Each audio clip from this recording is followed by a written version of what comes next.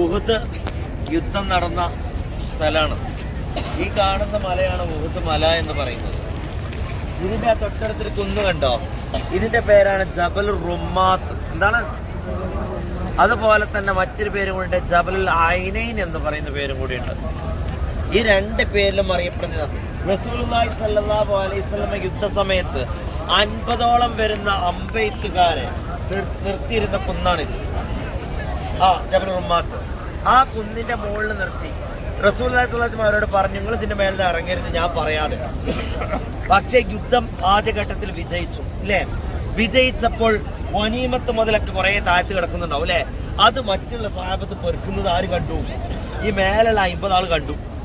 അപ്പൊ അവർക്ക് തോന്നി, അവരിൽപ്പെട്ട 18 പേര് ഒഴികെ ബാക്കിയുള്ളവർക്ക് തോന്നിയത് ഞമ്മക്ക് ഇനി അവസാനം ഒന്നും കിട്ടൂല.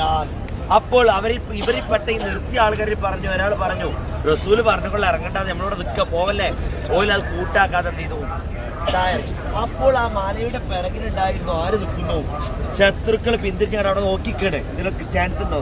ഇവർ ഇറങ്ങുന്ന കണ്ടിട്ട് ഇതിന്റെ പിറകിൽ കൂടെ ആരും വന്നു, ശത്രുക്കൾ വന്നു, യുദ്ധം വീണ്ടും തുടങ്ങി. അപ്പോഴാണ് ഒരു മുൻപല്ലി ഷഹീദായില്ലേ, അതൊക്കെ ഈ യുദ്ധക്കളത്തിൽ വെച്ചാണ്. പലരും ചിന്തിക്കാറുണ്ട്, പെണ്ണുങ്ങളെ പേരൊക്കെ ഉണ്ടല്ലോ യുദ്ധത്തിന്, ചിലപ്പോൾ യുദ്ധത്തിന് പോയി എന്നൊക്കെ. എന്താ പെണ്ണുങ്ങൾക്ക് പണി? യുദ്ധം ചെയ്യലല്ല. പരിക്ക് പറ്റിയ ആൾക്കാരുണ്ടാവുമല്ലോ, അവരെ ശുശ്രൂഷിക്കലാണ് അവരുടെ പണി. അത് യുദ്ധത്തിനുള്ള കിതുമത്ത് ചെയ്യുന്ന ആൾക്കാരാണ്. അപ്പൊ അങ്ങനെയുള്ളൊരു യുദ്ധം നടന്നു. പിന്നീട് റസൂലിന് പല്ല് പോയപ്പോൾ ആ ഭാഗത്ത് കണ്ട തലക്കിലൊരു മരന്റെ അടിയിലൊരു മല, ഒരു വിടവ് പോലെ, അവിടെയാണ് റസൂൽ പിന്നെ ഇരുന്നത്. റസൂലിനെ ജിബ്രീൽ അലൈഹിസ്സലാം കൊണ്ട് മാറ്റി നിർത്തി. ഇന്ന് ഉച്ചക്കത്തെ ബസ് യാത്രയിൽ നമുക്ക് കാണാൻ പറ്റും. അപ്പോൾ അവിടെ കൊണ്ട് മാറ്റി നിർത്തി. അവിടുന്നാണ് പിന്നെ റസൂൽ എന്ത് നിയന്ത്രിച്ചത്?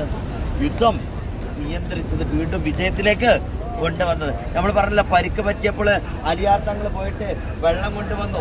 ഇന്നലെ പോയി കണ്ടില്ലേ ഒരു ചെറിയൊരു അരുവി, അവിടെ എന്ത് ഏൽക്കൂല, സൂര്യപ്രകാശം പോലെ ഏൽക്കാത്ത പോലൊരു ഭാഗമാണ് ആ വെള്ളം അവിടെ ഉണ്ട് ഇല്ലേ, കണ്ടില്ലേ?